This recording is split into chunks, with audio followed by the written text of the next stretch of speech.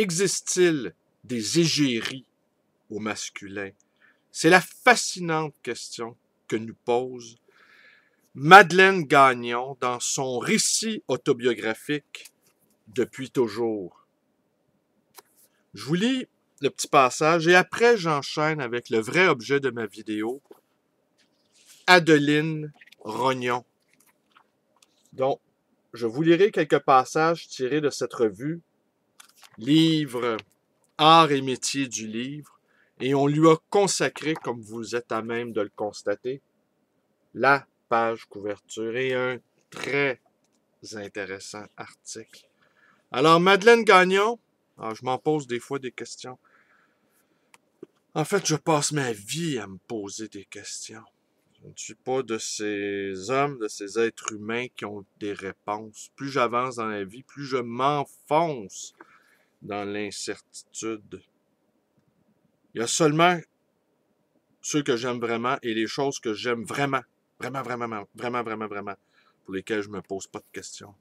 Pour le reste, je nage dans un océan d'incertitude.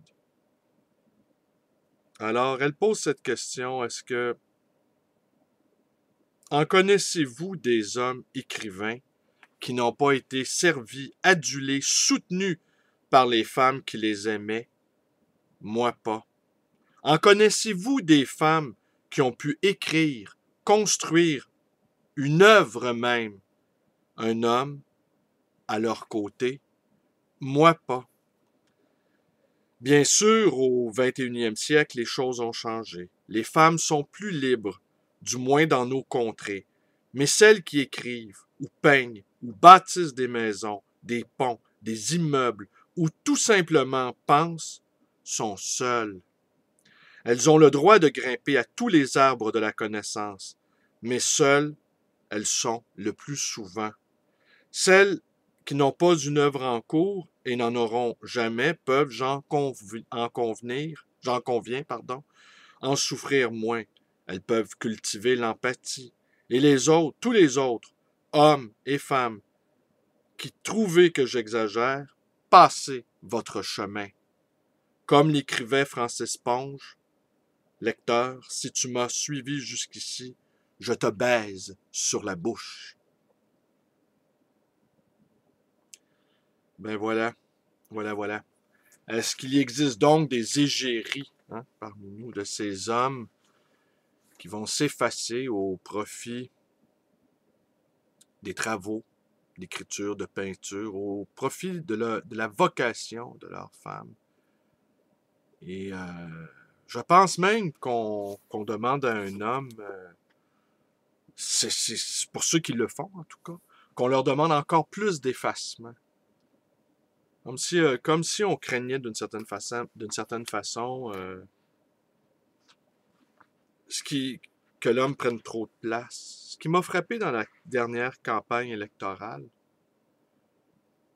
on ne voyait pas Pauline Marois avec son mari. Jamais, presque. Elle faisait campagne comme si elle était une femme seule. Plutôt étonnant, ça, vous trouvez pas? Tandis que le politicien, lui, il lui faut absolument une femme à ses côtés et, si possible, des enfants. On se rappellera la campagne d'André Boisclair, la solitude d'André Boisclair, grimpant dans des autobus. Peut-être André Boisclair avait-il un compagnon, mais évidemment, pour des raisons qui nous apparaissent tous évidentes, il ne l'aurait pas montré. Je dis évidente, vous avez saisi ici l'ironie de mon propos. Je pense, vous êtes pas mal fin. Alors donc, Adeline Rognon, qui expose, n'est-ce pas? Qui expose à la bibliothèque Frontenac, sise au 2550 rue Ontario-Est, donc métro Frontenac. Exposition Adeline Rognon, artiste du livre, que je vais aller visiter tout à l'heure. Alors, je vais vous lire donc un petit passage. Attendez, je vais vous montrer quand même de plus près les éditions du Rognon.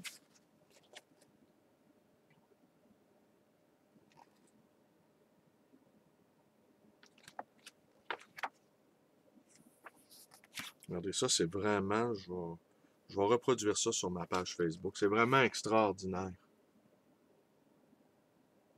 Je sais pas si on les voit bien.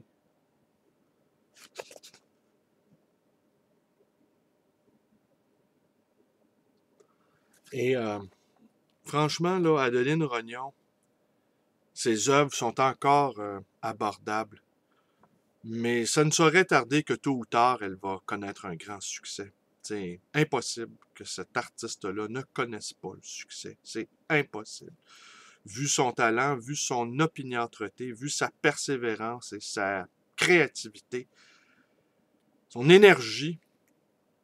Alors profitez-en pendant que c'est encore abordable. Il est bon de s'entourer de beaux objets, de belles choses. C'est important. C'est important pour l'équilibre psychique. Moi, je possède quelques-unes des œuvres d'Adeline. Pas autant que je le souhaiterais, cependant. Mais je vais vous en montrer une que j'ai ici. Tenez, je vous la montre à l'écran. C'est son livre saint qu'on déplie. Alors, les Pandores, les Pignons sur rue, je ne sais pas si on les voit bien. Vous voyez, c'est un petit livre en forme de saint avec un petit ruban rose qui nous dissimule le tout. C'est un bel objet. J'aime le voir posé sur ma table de travail encombrée de livres. Alors, je le pose là. Alors, je vais vous lire un petit passage maintenant.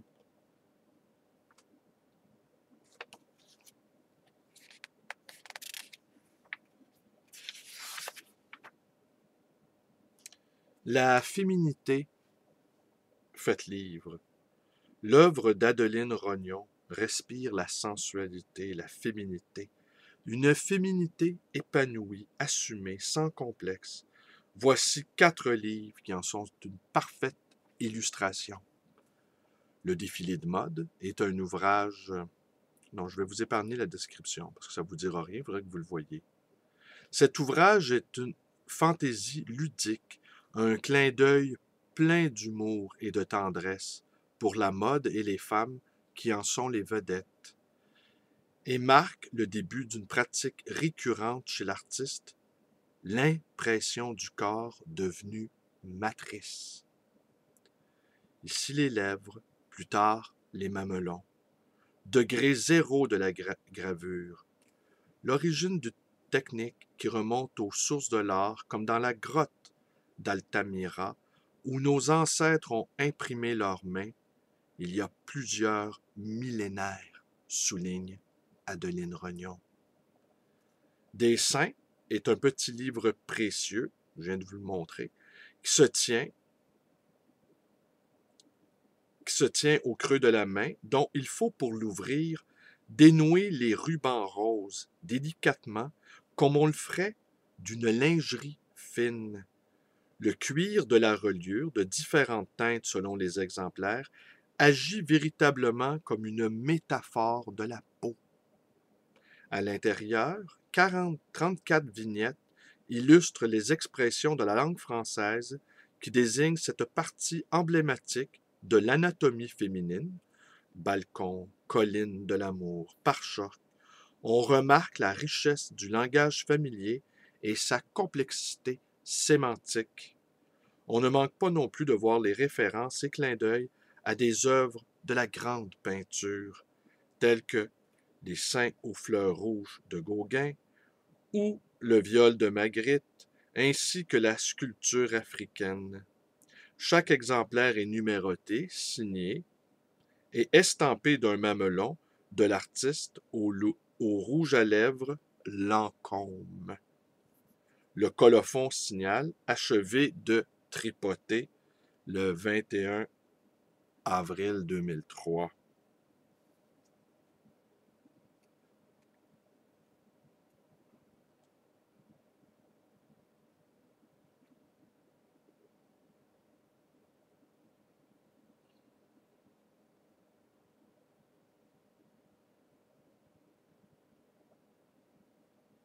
Alors voilà.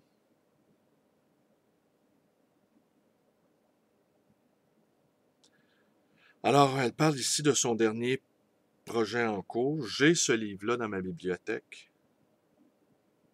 Et ben voilà, comme vous le savez, ma bibliothèque est dans un tel désordre. C'est une bibliothèque, c'est incroyable. J'ose pas, je reste toujours sur le même plan fixe parce que je veux pas que vous, je veux pas que vous réalisiez à quel point je suis à demi fou. Alors, je reste bien concentré sur ma webcam, mais c'est un bordel quasi inimaginable. J'ose plus inviter personne dans ma bibliothèque. Dernier projet en cours de réalisation, le petit lexique pornographique à l'usage des cochons et des jeunes truies. Toujours cette obsession de l'inventaire. 250 mots tels calcove, blonde, divan, French kiss, Kamasutra, macho, orgie. Cette jubilation du dessin qui dit tant avec si peu. L'artiste repousse un peu plus loin encore les limites de l'irrévérescence avec cet ouvrage davantage cru et osé que les précédents. Mais elle ne prend jamais les lecteurs au dépourvu, les respecte dans leurs convictions. Ses créations donnent le ton dès le coffret ou la couverture qui les protège. Elles effraient les uns, piquent la curiosité des autres. Les ouvrir nous transporte dans un univers troublant dont l'exploration ne laisse pas indifférent. Un univers aux 1000 clins d'œil culturels et artistiques, à la fois fantaisiste et grave, léger et dense. Donc, je vous invite à ne pas manquer cette exposition de cet artiste majeur, Adeline Rognon, exposition qui se tient présentement à la Bibliothèque Frontenac, sise au 2550 rue Ontario-Est. Et quant à moi, j'y serai en fin d'après-midi, le 10 mai 2013, pour aller à nouveau admirer les œuvres de cet artiste que j'aime tant. Vous connaissez la suite? Page Facebook, YouTube, ma librairie, téléphone 514-737-0999. Merci et bonne journée.